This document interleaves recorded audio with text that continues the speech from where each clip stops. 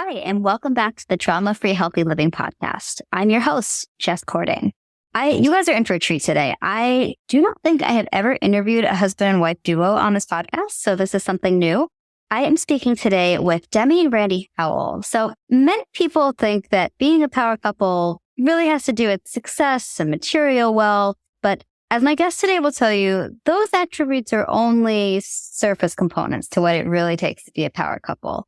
So they're going to talk to us today about how they created their own blueprint and really just how they've gone against the grain to create a life that they love in their marriage, their business, as parents. They've been working together side by side as entrepreneurs for 20 plus years and have seen so much while, running their businesses, homeschooling their daughters, and maintaining a healthy marriage. So they talk a lot about the ins and outs of what it really means to be a power couple, how to build a strong relationship that also allows you to have a strong business. And they also tell us about some of their tools and strategies that they use with their clients for living a more fulfilling life, really tapping into their truth and having a better work-life balance, among other things. So you guys are going to love today's episode. So without further ado, let's get into it.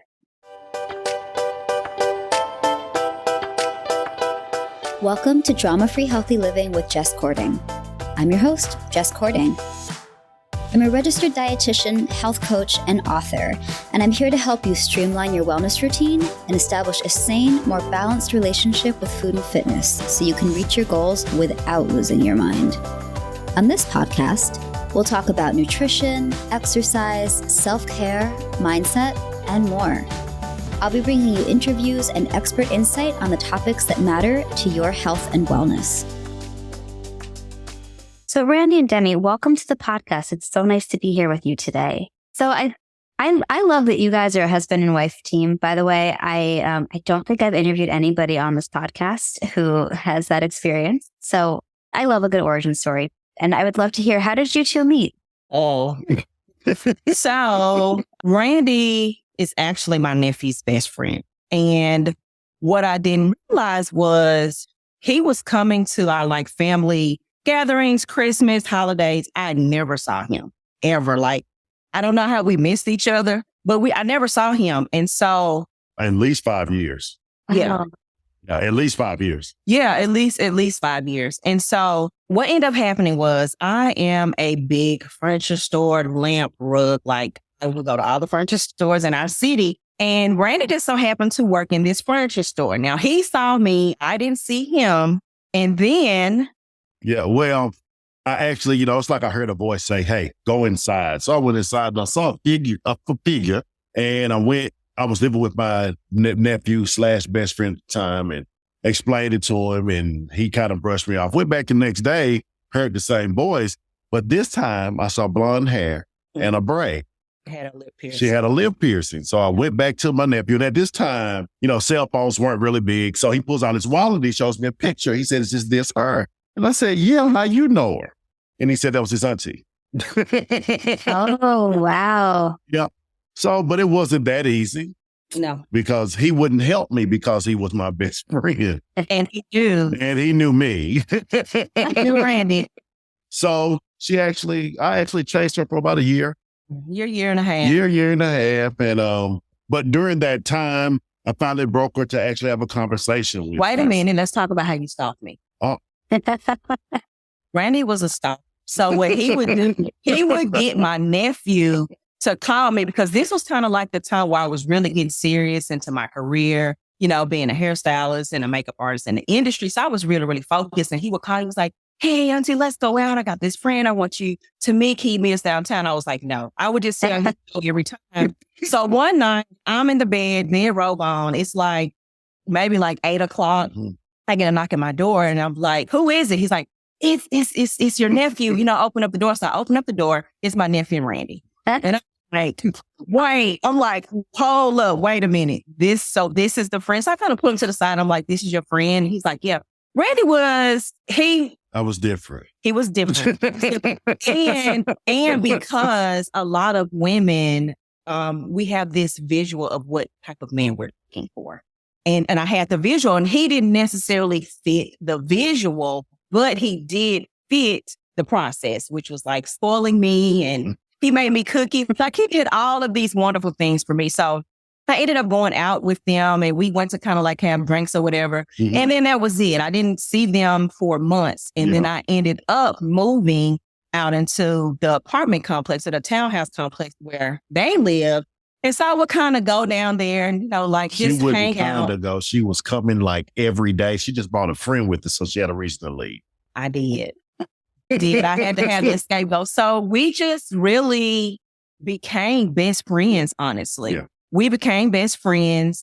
We don't have like this Cinderella love story. Everything that I was praying for, Randy did those things. He just did not have the look that I envisioned in my mind. But we became best friends. We dated for 8 months. I'll never forget. We pulled up in my mom's driveway, and he was like, we were fishing, actually. My mom was a big fisherman at the time. And he was like, hey, he looked at me, he said, hey, you want to get married on Friday? And I said, yeah, let's go. Let's get married. And he was like, well, I got to ask your dad, can, take your hand in marriage? And I said, hey, I don't care. I'm going to marry you anyway. And the rest is history. We went to the courthouse, got married. And I coached a baseball game after we got married. But yeah, that's Randy and Demi in a nutshell. Just we best friends.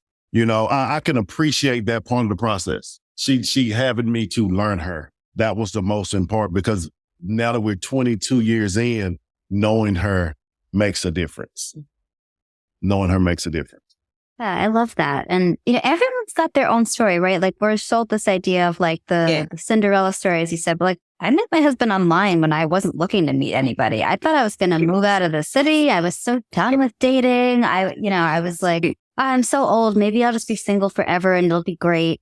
And then like a month later, but it did not fit necessarily the mold, like visually. But like, I remember for me, I started thinking about how I wanted to feel around something. Like that became more important. And it was just it was just so easy, once you kind of like just focus on the soul, the person, and just like, let it be good.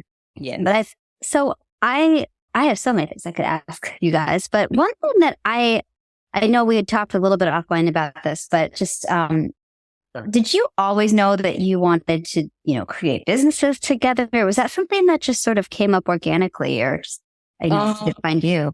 I've been honestly an entrepreneur ever since I was 13 years old. I worked in a food truck and I did hair on the side, and I never wanted to be like this big time hair artist, but the creativity that it gave me, that feeling, it was a rush for me and I was good at it. So I was an entrepreneur, but I didn't know I was an entrepreneur. You know what I mean? Because I looked at it as a creativity and a passion. Randy, on the other hand, was 9 to 5. So he had the business background and the degrees to come in and run the business. You know what I mean? So we didn't always know we wanted to run business together. And I think that is probably where we began to bump heads, because you're looking at someone who's kind of been free since she was 13 and kind of doing her thing. And then you meet an older guy that is in corporate America, but it's like, hey, let's kind of blend and mesh and start these businesses together. So we did start, but we had a lot of issues behind the scenes. Yeah. But I think the best part about it was the one thing that we realized was that I have my MBA in marketing, and we were paying people to take care of our business.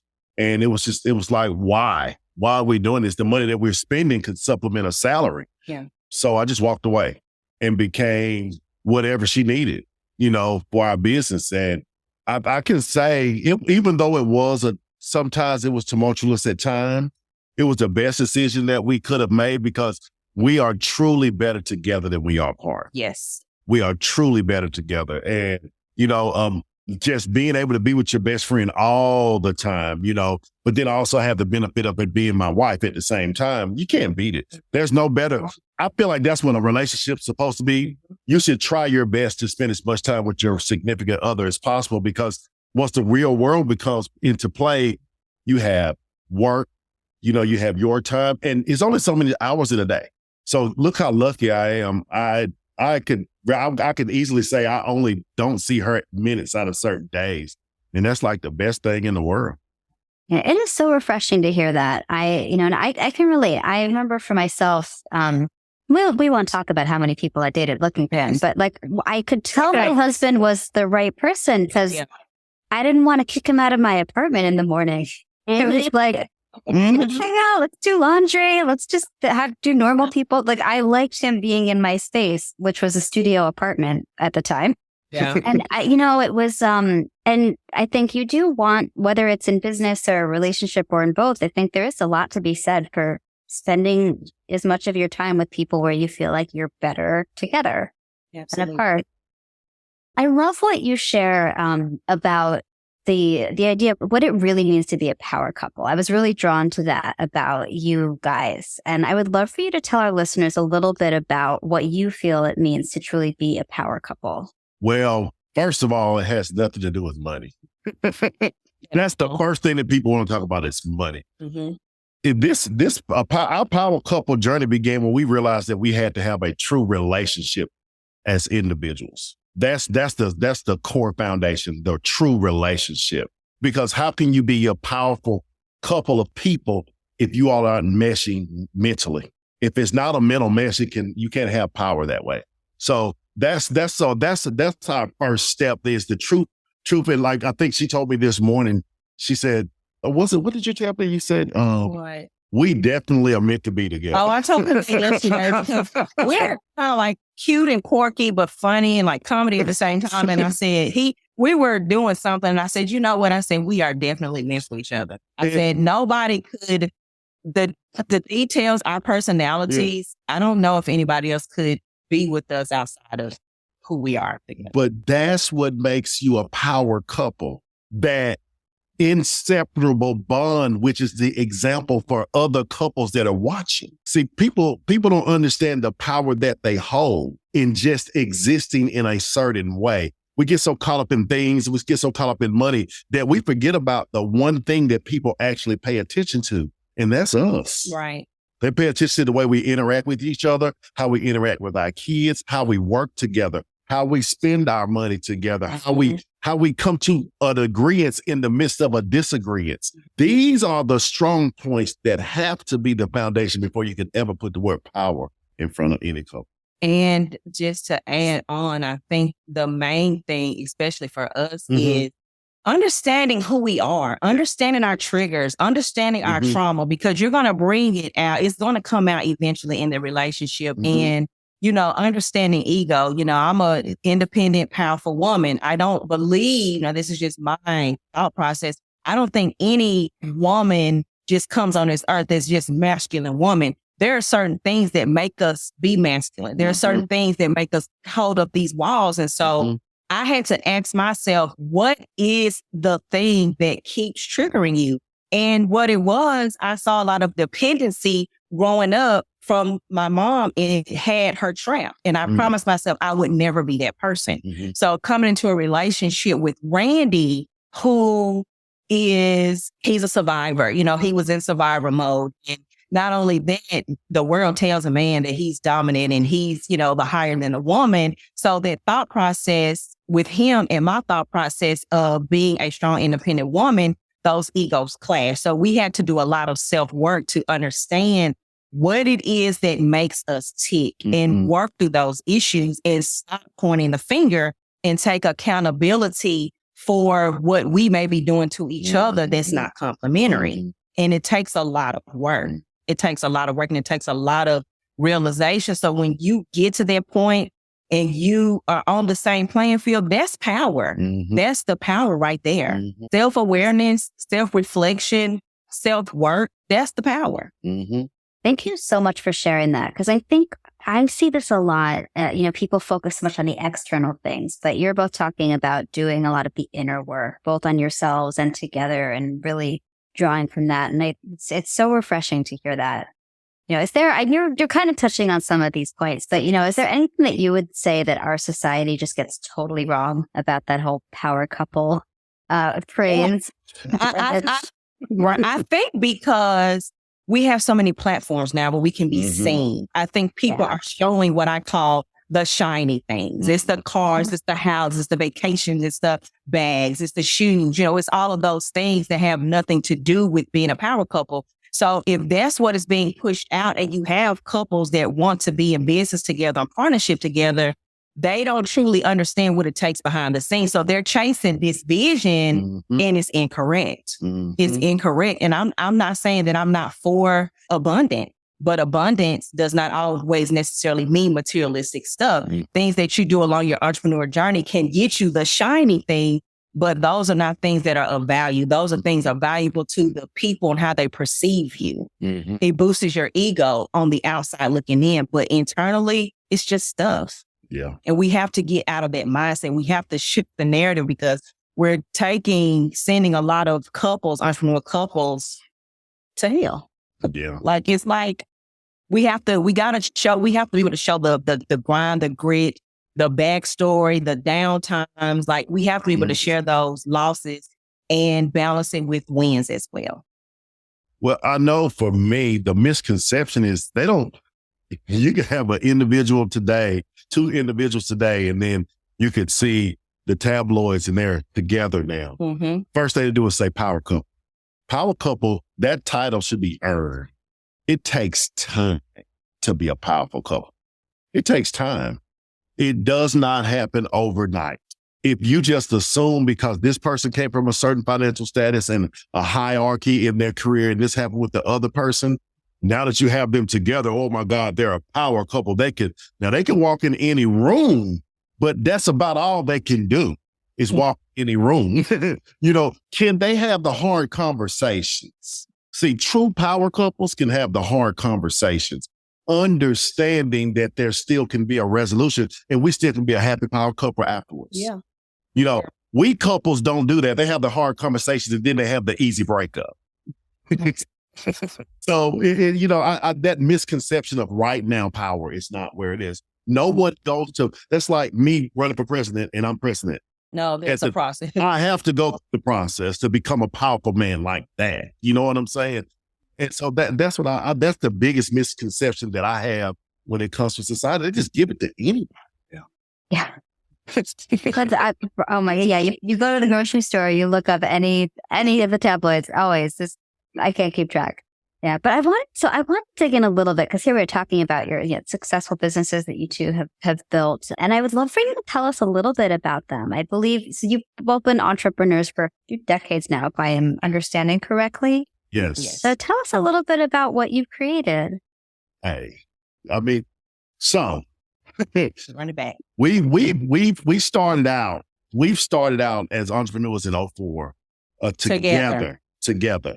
We opened up our first salon, and I did these were training grounds in my opinion, in so many different ways. So we had the salon from 2004 to 2009. 2009 we started our own cosmetics line, and again the ground is getting bigger. Right. It's getting bigger. We're beginning to play with more toys per se, but it was leading us to where we are now.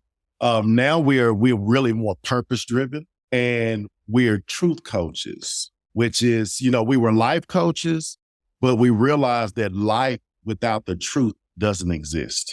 So we help people to live within their truth, understanding that living in your truth gives you a better life moving forward. So that's where we are. That's the main That's thing. the main thing that we do, and I have to say it out loud. You know how sometimes you have a business and you don't say it out loud?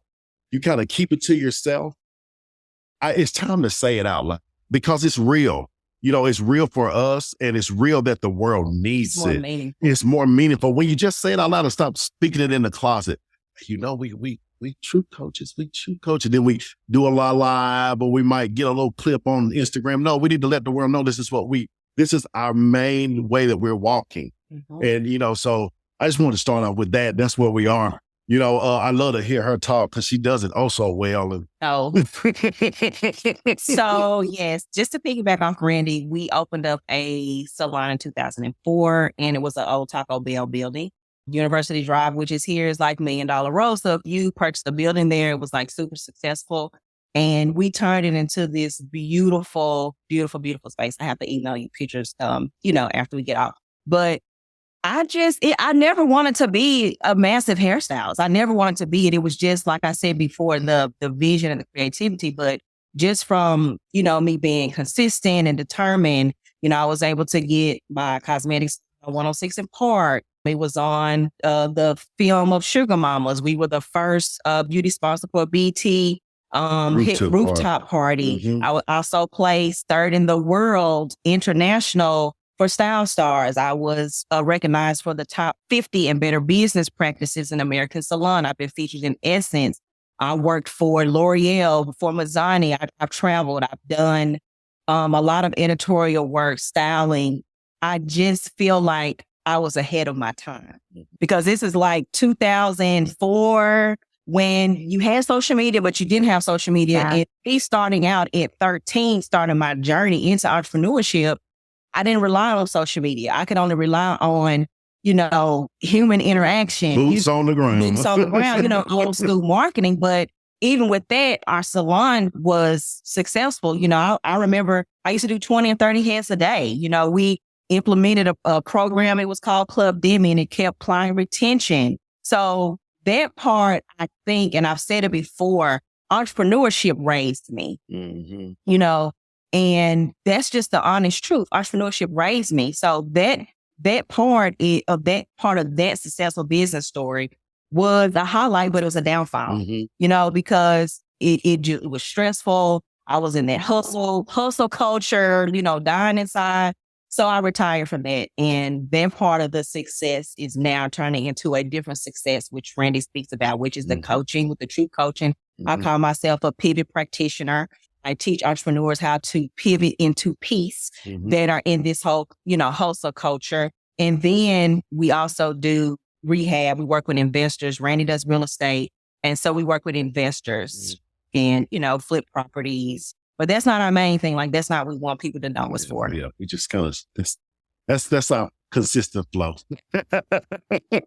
Yeah, it's that fascinating world. But yeah, I hear you. Yeah. And I like you use the word pivot. That was actually something I did want to ask you about, Demi, because, I joke sometimes about being like a recovering, what's the word I'm looking for? As an elder millennial, I definitely feel like I'm in recovery from all the girl boss culture of the late, pre-COVID days.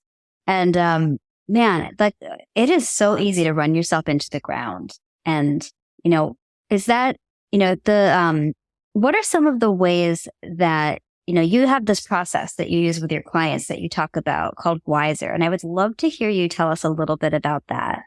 Wiser really started in 2000 and I'm going to say around 13. I had a big aha moment and I was running. I mean, we were running. I had two kids back to back, had them on Monday, was back at work on Friday too, back to back. And I remember me and Randy never went on a vacation. And we finally went on this vacation. We took the girls to the water park and my mind was racing so much. I started to look around and I noticed how the moms and the parents were interacting with their kids and I could not do that. And I immediately began to sob. That guilt, that heaviness, it just hit me so hard. And I started to think, I said, what am I doing? What is this? What am I doing at the time? We had a Bentley, we had a 6,000 square foot home, we had the clock, we had, all of this. And I had to say, what am I doing? And that moment, I feel like that's when Wiser was really birthed. So Wiser, the W stands for what, why, and who. Why are you doing? What are you doing? And who are you doing it for? I know a lot of times in business, people say start with your why, but that's not enough. That's just the baseline. You got to go in depth. Some people say, well, I'm doing it for my kids, or I'm doing it for my husband, or I'm doing it for this. You really got to dig deep and understand why you're doing it. Because if the why, the when, the who, because if you don't, you can go down a lane of just stress, anxiety, suicidal thoughts. And it's horrible. The I is integration. So what I do is I come in and after we go through the what, who, and why, let's talk about the things that we can integrate to get you to peace. We want to get you out of the hustle culture and get you into peace, and understand that hustling doesn't mean that you're going to be successful. It doesn't mean that you're going to be a millionaire. It doesn't mean anything. You could really be chasing your tail, honestly. Yeah. So what can we do to integrate certain type of strategies to get you to get into peace? And I think that integration process is probably the most difficult because, you got to go in and look at your finances. You got to be honest with yourself. Like, you may be living in a home, you might need to downsize. There are so many things that you need to minimize. After we go through integration, we're going to go through strategies. I'm going to give you the strategies that I feel that you need to put in place to start to downsize, to start to minimize, to start to get to peace in your life and your business. And then we're going to go to extraction. And extraction is where we're going to start removing. Now, the one thing about the extraction process can be long because there might be certain things that might take time for you to extract out. It might not be a quick fix. It might take a little bit of work. So even at the end of the process, you still may be going through an extraction. And then after that, it goes to resume. And resume is basically you resuming your life. You're not starting over. You're not a quitter. You're not a loser. You're resuming your life, but you're pivoting into peace because ultimately that is where you want to be, is peace. And peace does not mean that you're not trying to be a successful entrepreneur, but you have to find a balance in that hustle culture and in just peace in life. There has to be a balance there. Yeah. No, I remember going through something when I was, I guess I was 31. My father was diagnosed with pancreatic cancer. And at that time I was working 7 days a week, juggling like 7 or 8 different income streams. And I had to be like, hey, we got to stop and slow down and be present. That was my aha moment. And, some pieces of that were easy, like no brainers to like you said, like, kind of like let things go, extract things. And then there were other things that, I feel like there's definitely things I'm probably going to be working on forever. Yes. And, but that I appreciated that your focus is on pivoting into peace, because something I have seen many times with my clients, colleagues, even probably myself at times, like you think you're pivoting to something that's better, but it's just imbalanced in a different way. Yes. Mm-hmm. So I thank you for sharing that. And, Randy, I wanted to talk about your coaching business as well. And you use what you call the SIMS approach. So would you tell our listeners a little bit about what that entails? Yes. Well, first of all, the SIMS, it's a acronym for simulation. And I feel like as people, what we do is we live in a simulation. We don't really live in our real world. So this is where the SIMS approach comes into play. I always like to start with the story. Just like with my wife, if you notice when she was letting you know about the Wiser program, she was going through her story. Mm-hmm. See, we forget about our story, our individual story. She didn't talk about any cold storms. She talked about how she lived her way, which led her to find her peace. So that's what we do. We get into the story, but when I'm in this story, I'm listening. I'm trying to help you find those components that may not seem like much to many, but are actually the components that have directed you in the direction that you're going, that we may need to face. This could come from so many different things. Like with my life, it came from me growing up in a 2-parent home, but I grew up in a religious, strict environment, very religiously strict. And I was always told no, I was never asked, what do you KNOW? So I became this ball of energy and this smart kid that didn't have any outlets.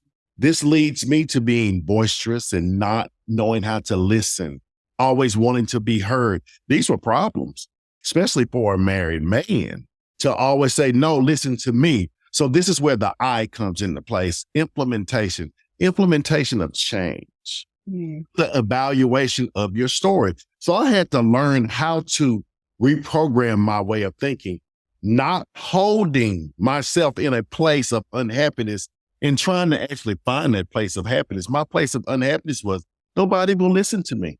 Nobody wants to hear me. You have a person right there that's ready to do that. So I had to start implementing in change. And by implementing in change, I began to manifest the things that were supposed to be in my life. See, when you make a direct change, you get direct results, but you have to manifest those by telling yourself that the change is necessary. Now that final S is show and tell. We don't have to talk about it. We be about it. If I can truly help you go a different direction, and that direction is towards your happiness and peace, I just need to see it happening, because your light is what's going to attract people. They're going to say, you're different, but not like fake different. You're different. Why are you different? And that's why, it's so funny as I sit here, I always do, I have them, she has Wiser, But it's amazing how once you realize that you're in a simulation, you have become wise. And now that you can end up in total peace. Yep. Yeah, I love that. So for people who are, they're finding their own way, they're creating their own blueprint, do you have any tips that you would share with them or just things that they should keep in mind along that process? Well, for me, being a student, a true student first, being pulled away from the way it's supposed to be, you have to, don't be afraid of any question. Question it all. Even if you think you know what you're talking about, question it. You can learn so much. You will not be the first. Don't try to be. Try to be a better version of the last. And that comes from learning from those other people. And it doesn't have to be in your industry. Business is business. And life is life. And life is life. Learn as much as you can. Always be a student. And that's the biggest thing for me because I'm still learning daily. And, and don't be afraid. The hardest person many people will have to take advice from is someone that's super close to them, and I appreciate our relationship because we don't do that. We don't do that. If she's there, she's observing. So why wouldn't I take her advice when she's been there with me the whole time? And so that's what I would, if I could give my quick 2 cents, I would say you got to know how to ask questions. And don't be afraid of the corrective criticism, even if it's from the closest person that you could imagine. I think for me, it's about authenticity. Mm-hmm. Authenticity. Just be authentic in your journey, whether it's in life or whether it's in business. And I'm going to say business especially because you can imitate something that is unauthentic and people will see it and you'll feel it. It may look grand to other people, but behind closed doors, you're going to suffer because it doesn't feel good. It may look good, but it doesn't feel good. So really learn to be authentic and keep your circle small. Yes, ma'am. Keep your circle small.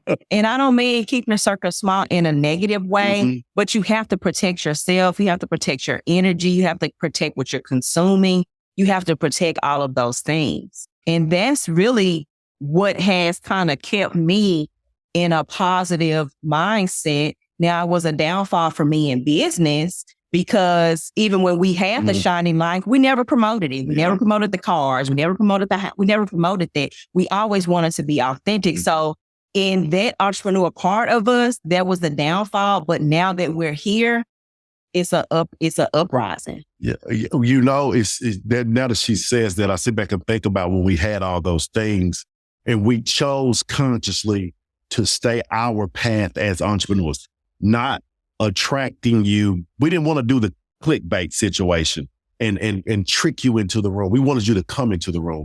But now that we've downsized, but our relationship has risen, people are coming into the room.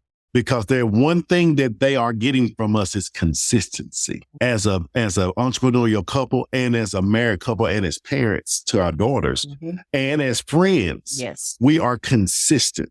What better thing can you ask for in someone that you are looking up to is consistency. And I mean, it's just amazing how, it's amazing how you realize things in the midst of conversations. But I was listening to her and the way she was telling it. And I'm like, you know what? We thought it was a bad decision at the time. But now I'm starting to think about those that are around us. And I'm like, shoot, we make the best decision ever. Yeah. We suffered early to celebrate late. Yeah. And I think I would rather be celebrating later because if you celebrated early, that was just in the middle. It might not look as good as it's looking right now. That's it. Yeah, I would tend to agree with that. Yeah, I don't remember where I heard this. I did not come up with this. I cannot begin to remember where I heard this, but there was this expression that I really liked. It's like, never trust someone who's never had a dark period. That's it. Like, I was like, yeah, there's something to that. Yeah. Man, that's a good one. That was a good one. That was a good one. That was a good one. And I wish I could remember the source. I'm going to find that one. I think also just being human. I think we have lost touch with human nature, human kindness. We are not robots. We are emotional people. We are humans, and we need to get in tune with those emotions. And I feel like we're kind of going away from that. And that's a part of why I think we're in the world is in the situation that it is in now. Well, we're not human. We're not human, but they're not pumping love into the atmosphere. We need to see more of it. We need to see more love. And I'm not talking about love like that. I'm just talking about love, happiness, kindness, good gestures, things that are just unorthodox, but they make you feel good. See, that's love to me. And it's really normal. Yeah, it's just life. And they don't pump enough into the atmosphere. So we get so many negative results. We get so many people cutting their eyes, and there's just not enough happiness being pumped into this thing. Mm-hmm. And we are determined, hell-bent even. We're going to pump positivity to this world. We're going to show you what real love looks like. We're going to show you what a real friendship looks like. We're going to show you what understanding looks like, listening, hearing, all of these things that we're not taught. We should know, we might learn. We're going to start to be the teachers for it. I love that. I think what you guys are saying about love and the lack that we see, something I see in my field, in the wellness field, I see a lot of fear. And fear is it drives so much of our actions, our attitudes. And it's really interesting to see that play out in the way that people communicate with one another, the way that they approach their own, mental and physical well-being, their relationships. There's just a lot of fear. And to your point, it would be great to see a little more love out there. Yeah. Yes. All the different kinds. All different kinds. Exactly. Yeah. So I also wanted to get your guys' insight on, balancing masculine and feminine energies. This is something that you've spoken about, and I would love to hear just whether this be in relationships, like friendship, marriage, or even in a professional setting. Like, what are some of the ways that these different energies can sort of be either at odds with one another or complement one another? I'd love to hear your thoughts. Well, I guess I'll start with me because we're bred to be this big ball of energy, this big figure. We should be the ones that should run things. First of all, throw it out the window. Let's throw it out the window. Let's come together. Let's come together as equal pieces. That's come together that way. That's the thing that's men. I'm speaking strictly from a man's perspective. This is the way that a man needs to walk into it, because you're going to get more out of it. You know what I mean? You're going to get more out of it because it's so funny how a woman can mature faster than a man in life, but we're supposed to be the head of everything. You're going to get canceled. They're going to cancel you, buddy. Well, you spoke the truth. But I'm just saying, I married this woman she was right at 21. I was 26, but she was 30 and I was 18 in the mind. I had to own up to that. Eventually, it took a while though, but I think the fact that I knew it helped me, and I'm just, I got to talk to the guys. And the guys need to hear this. Don't be so asinine that you don't know when you're not ready. When you're not ready, whatever the situation may look like, if you have someone that when don't step on top of that person. Let them have their shine. It's amazing how you can shine if you allow the light to happen before you ever hit your switch. Mm. Mm. Yeah, I'm just hoping it's a very sensitive place for me. So if I didn't answer your question, I'm sorry, but at that moment, that's something that these guys need to hear, because if you want to talk about going back to being a power couple, me making that decision to stop being an egotistical bonehead and becoming an open-minded man that's willing to listen and apply the things that his woman gives him, that's when the power started, when I relinquished the power. And I think that just means that you balance your masculine and feminine energy. There you go. You just balance the masculine and the feminine energy. Mm-hmm. And I think that kind can go the same for a woman that may be masculine. She's not masculine because she wants to be. Mm-hmm. She's masculine because she's in the world trying to find her place and be successful and be heard and be respected. Mm-hmm. And women, some, we really not respected. It's kind of, we got this whole battle going on right now against men and women. And I see so many women get into a relationship with men, and it's like, oh, we know the man is the hierarchy. This man do not know what he doing. He don't know. Baby, sis. Just because he's a man does not know that he means what he's doing. What has he learned? Who taught him how to be a man? Or did they just tell you these are the things that you're supposed to do to look like a man? So it's about growing. You have to be able to grow. And for the women that do have that masculine energy, like I said earlier, I had to find that point of action where that arise. Like, what was that? And then work on that, because that masculine energy trying to run your man, you're going to run him off. You're going to run him off. So it takes a lot of self-work, but this battle that we have with the masculine energy and the feminine energy, and women are being more masculine, they need to be more feminine. A woman I couldn't be feminine with Randy until he made me feel safe. I had to feel safe. He had to make me feel safe. And safety does not have anything to do with him being a man or being older than me. It's about the actions. It's about the words. It's about listening. It's about not letting your ego get in the way of progress, and vice versa. We have to look at it that way, because if not, it's going to get worse. Mm-hmm.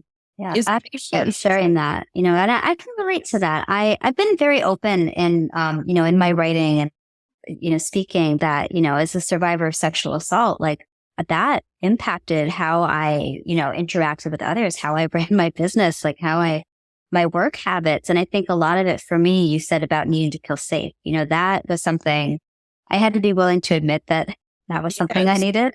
Yeah. But, for many years, I would just work my face off and try to be the tough girl in relationships, because to me, that made me feel something close to safety, and I will say, like, the work to really, I think, all of us, we all have feminine and masculine energies. And, I feel like in order to find balance in our relationships with others who may identify as masculine or feminine, like, we also have to find that balance in ourselves too. And I appreciate you sharing about that. I know I want to be mindful of your time. I had just a few more questions I wanted to ask you guys, if that is okay. No, take your time.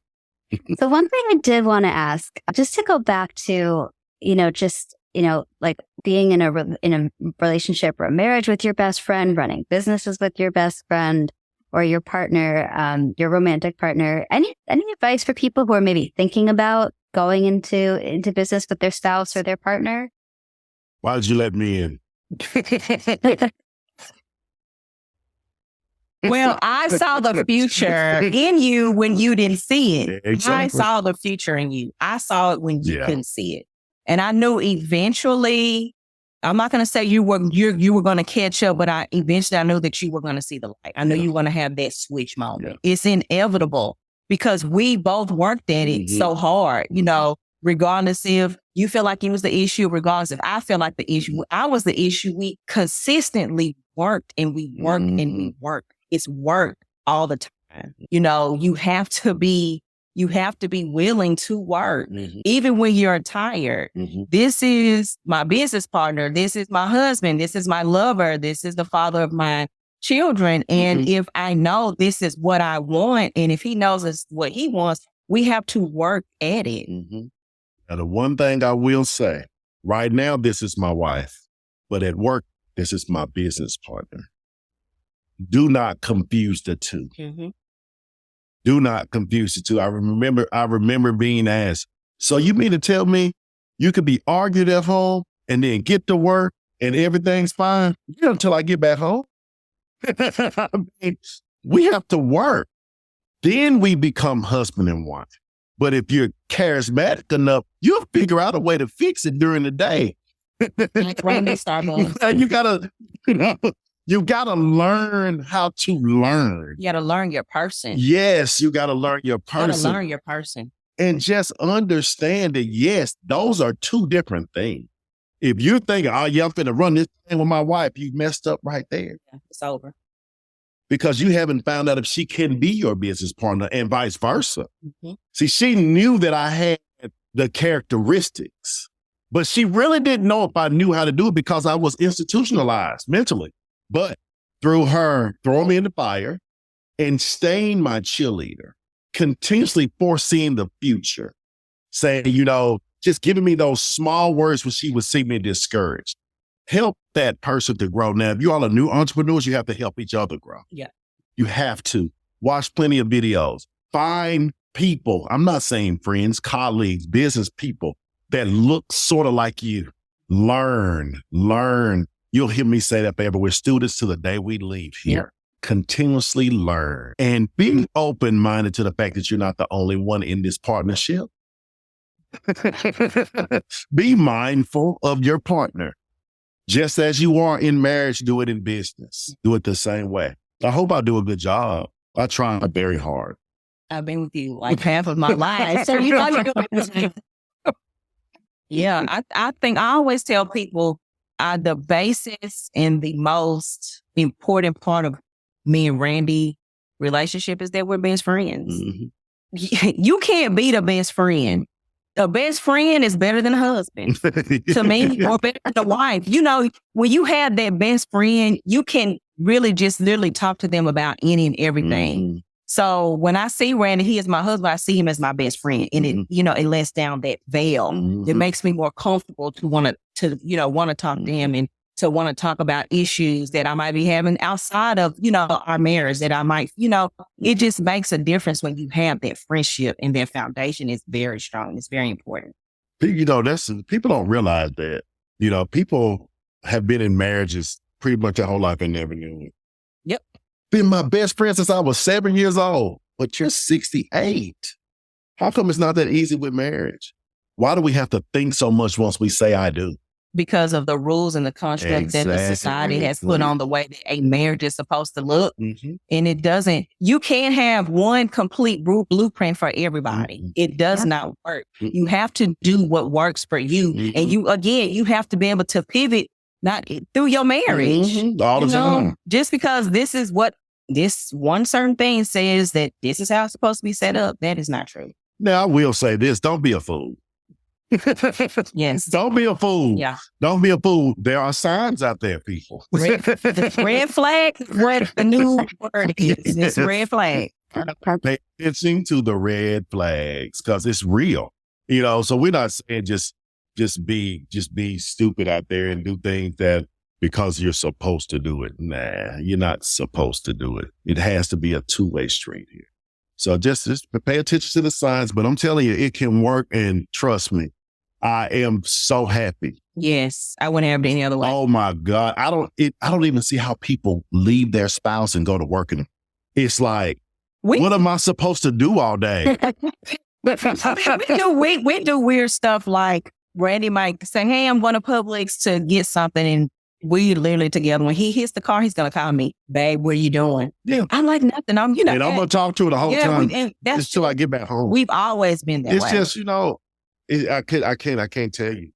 I can't tell you enough how if you think about it, the day that we realized that friends can be more valuable than your significant other, that's when we realized that we had to be best friends. We had to be. Yeah. We had to be, because I don't think you consciously get tired of being married, but I think sometimes you might consciously get tired, but we never get to experience that tired of being married because we just be friends. You don't get tired of your friend. Why don't you get tired of your friend? Because your friend, we don't have any boundaries. It's we don't block or hide anything. It's just Demi and Randy. It's just us. If you meet anybody, they'll tell you, that's just Demi and Randy. That's anybody describe. That's just them. That's just them. We don't understand it, but it works for them. But people want it. And that's like, how do you do it? But we don't know.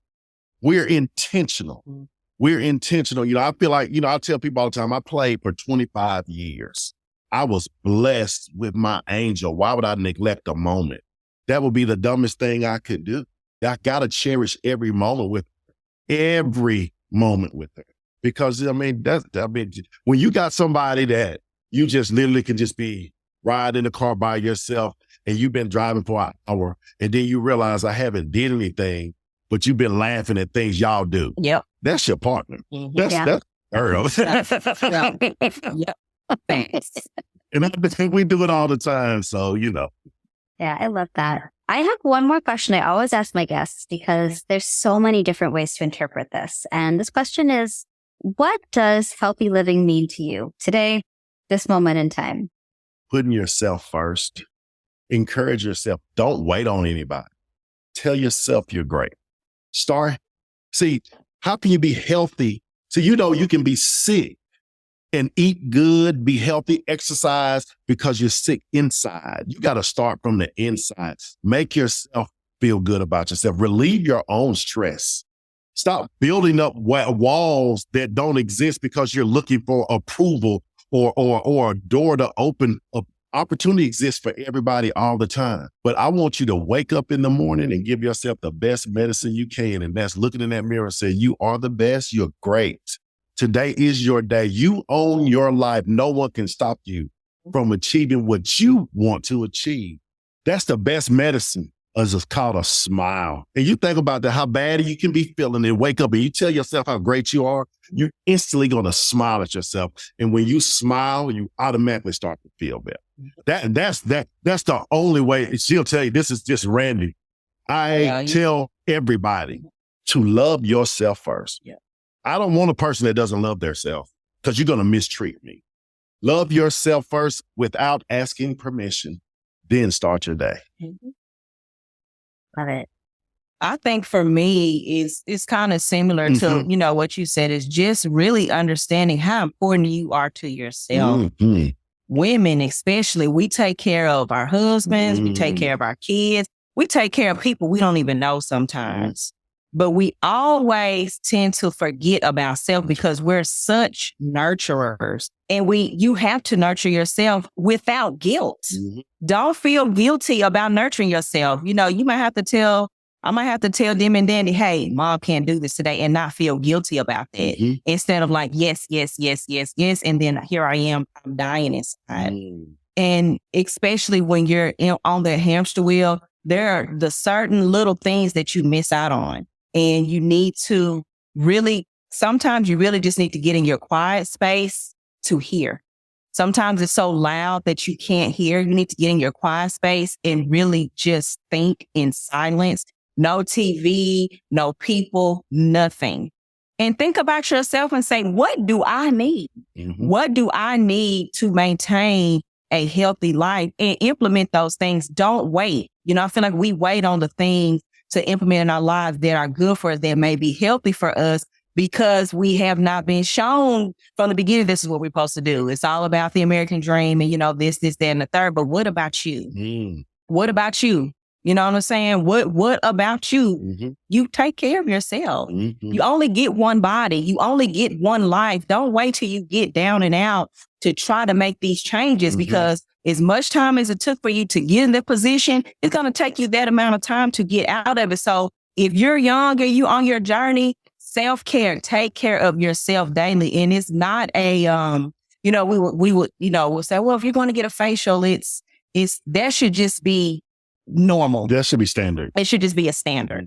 If you want to go get waxed, if you just want to go to the spa, it should be normal. It should not be a treat. These are normal things that you should implement into your life. If you want to eat healthy, it should be normal. Normalize the things that make you healthy and not the things that make you unhealthy. Change your mindset. Reprogram your mind. Be intentional about self. Yeah. I talk. Yep. Yeah. Well, thank you both so much for sharing with me and just making time to be with me today. I love this episode. I'm so excited to share it. I just have one last thing I want to ask. If people want to learn more about your work, connect with you, Randy, buy your book, how can they do so? Well, you can find me on all social media platforms, Truth Coach Randy. Also, you can catch me at truthcoachrandy.com. If you want to learn more about the Sims approach, you want to learn more about Wiser, go to truthuniversity.com. And that's with the YTRUTHYOUNIVERSITY.com. I was on a spelling bee then. I was like, where are you going with this? But no, that's how you can find me. Of course, we always keep it simple. Go to simsapproach.com for more information as well. And I'll let my beautiful wife let you know how you can catch her. Yes, you guys can find me on all social media platforms, the Demi Howe. You can go to my website, demihowe.com. And as Randy stated, you can go to truthuniversity.com. That is YOUNIVERSITY University. And of course, samsapproach.com. Mm-hmm. Excellent. Well, I will be sure to link to all of that in the show notes. We'll make sure we get the spelling right. I know I'm going to have to brush up on my spelling bee skills too. But it was so lovely to be with you both here today. And for all of you guys who are listening, whether you're, I don't know, walking the dog or you're doing the dishes or just going about your day, maybe you're commuting to work. Thank you as always for being here. Could not do this podcast without you. Please consider leaving us a 5-star review on Apple Podcasts or Spotify. They do matter and help me continue to bring you wonderful guests like Randy and Demi. So always, guys, have a wonderful day. We'll talk soon. Thank you. Thank you for listening to Drama Free Healthy Living with Jess Cording. We'll see you next time.